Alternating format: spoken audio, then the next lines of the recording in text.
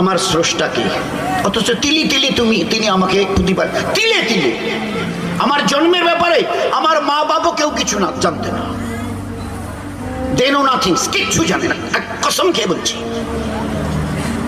বিছানার থেকে মা বাবা উঠে এলো, জিজ্ঞাসা করুন কিছু হয়ে গেছে, বলে তা তো বলতে পারবো না।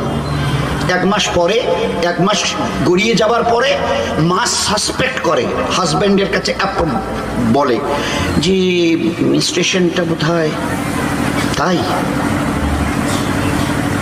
সামথিং হ্যাপেন্ড দেয়ার, মনে হয় কিছু একটা হয়ে গেছে। আল্লাহ বলে কবে টের পেলি রে, তোমরা না দুজন ওই বিছানায়? তা বলে 1 মাস পরে। আল্লাহ জবাব দিয়েছে, ওমা উতিতুম মিনাল ওমা তাহামিলু মিন উনসা ওয়ালা তাদাউ ইল্লা বিইলমিহি।